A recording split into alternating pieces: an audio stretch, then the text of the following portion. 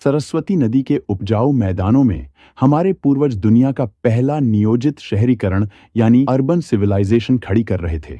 यह सभ्यता 10 लाख वर्ग किलोमीटर से भी ज्यादा इलाके में फैली थी, जो उस समय के मिस्र और मेसोपोटामिया की सभ्यताओं को अगर मिला दिया जाए तो उससे भी बड़ी थी।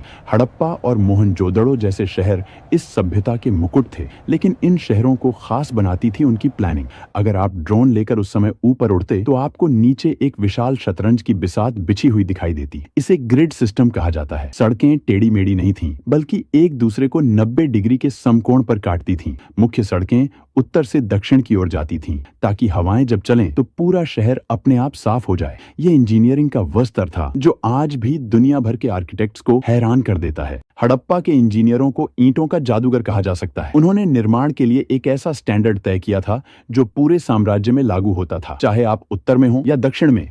हर जगह ईंटों का अनुपात बिल्कुल एक जैसा था। यह समानता इस बात का सबसे बड़ा सबूत है कि 5000 साल पहले भी एक मजबूत केंद्रीय प्रशासन था जो इन मानकों को सख्ती से लागू करता था। घरों की बनावट भी कमाल की थी। मुख्य सड़क पर होने वाले शोर और धूल से बचने के लिए घरों के दरवाजे मुख्य सड़क की बजाय पीछे की गलियों में खुलते थे। लगभग हर घर में एक आंगन था, रसोई थी और सबसे चौंकाने वाली बात, एक निजी स्नानागार और टॉयलेट था। दीवारें इतनी मोटी बनाई जाती थीं कि गर्मियों में भी घर के अंदर ठंडक बनी रहे। यह वास्तुकला की वो समझ थी जो बताती है कि वे आराम और विज्ञान दोनों को महत्व देते थे। मोहनजोदड़ो के खंडहरों के बीचों बीच एक संरचना ऐसी है जो आज भी हमें विस्मित करती है, द ग्रेट बाथ या विशाल स्नानागार। यह लगभग 39 फीट लंबा और 23 फीट चौड़ा है। फीट चौड़ा एक जलकुंड था। इसकी इंजीनियरिंग बेमिसाल है। पानी रिसकर बाहर न जाए, इसके लिए ईंटों को जमाने में जिप्सम के गारे का इस्तेमाल किया गया और उसके ऊपर बिटुमेन यानी प्राकृतिक तारकोल की एक मोटी परत चढ़ाई गई। यह दुनिया का सबसे पुराना वाटरप्रूफिंग का उदाहरण है। इतिहासकार मानते हैं कि यह सामाजिक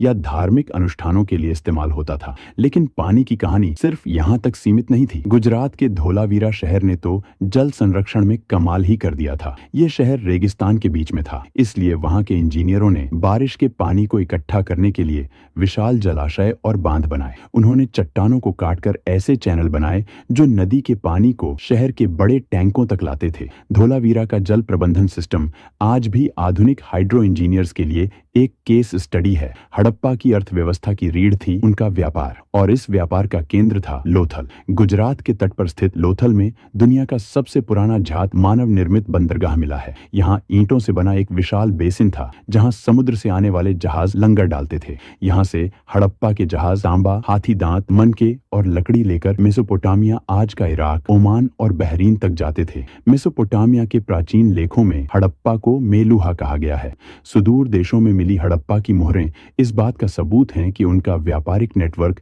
कितना विशाल था। वे वजन तौलने के लिए पत्थर के बांटों का इस्तेमाल करते थे, लेकिन इस सभ्यता का सबसे बड़ा रहस्य आज भी हमें चुनौती दे रहा है, उनकी लिपि। हड़प्पा के लोगों ने हजारों मुहरों पर, बर्तनों पर और तांबे की प्लेटों पर कुछ लिखा है। लगभग 400 से ज्यादा अलग अलग अक्षर मिले हैं। धोलावीरा में एक बड़ा साइन बोर्ड मिला है जिस पर 10 बड़े अक्षर लिखे हैं। शायद यह दुनिया का पहला बिलबोर्ड था, लेकिन 100 साल की कोशिशों के बाद भी हम इसे पढ़ नहीं पाए हैं। हम नहीं जानते कि वे कौन सी भाषा बोलते थे। जिस दिन यह लिपि डिकोड हो जाएगी, उस दिन इतिहास दोबारा लिखा जाएगा। धर्म की बात करें तो वे प्रकृति पूजक थे। सबसे दिलचस्प है पशुपति सील, जिसमें एक व्यक्ति योग मुद्रा में बैठा है और जानवरों से घिरा है। कई विद्वान इसे भगवान शिव का प्रारंभिक रूप मानते हैं। स्वास्तिक का चिन्ह, पीपल की पूजा और मांग में सिंदूर, ये सब हमें विरासत में वहीं से मिले हैं। इतनी महान, इतनी विकसित सभ्यता जो लगभग 1000 सालों तक शान से खड़ी रही, आखिर उसका अंत कैसे हुआ? 1900 ईसा पूर्व के आसपास शहरों में गिरावट आने लगी, नालियां जाम होने लगी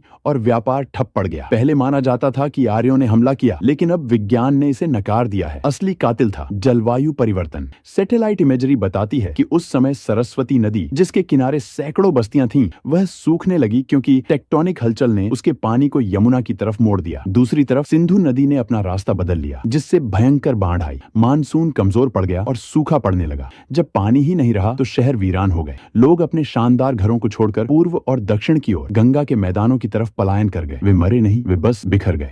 हड़प्पा सभ्यता खत्म हो गई, लेकिन वह मरी नहीं। आज भी जब हम हाथ जोड़कर नमस्ते करते हैं, जब हम योग करते हैं या जब हम अपने घरों में आंगन बनाते हैं, तो हम अनजाने में उसी 5000 हजार साल पुरानी परंपरा को निभा रहे होते हैं। हड़प्पा के लोग हमारे भीतर जीवित हैं। उनका खून और उनका डीएनए आज भी भारत की रगों में दौड़ रहा है। यह खामोश खंडहर हमें याद दिलाते हैं कि हम उस विरासत के वारिस हैं जो तब भी विश्व गुरु थी जब बाकी दुनिया अभी चलना सीख रही थी। यह इतिहास सिर्फ मिट्टी में दबी ईंटों का नहीं है, यह हमारी अपनी जड़ों की कहानी है। बाकी ऐसे ही भारत सहित दुनिया के इतिहास या प्राचीन घटनाओं को समझने के लिए एंशिएंट इंडिया व्लॉग चैनल को सब्सक्राइब करें।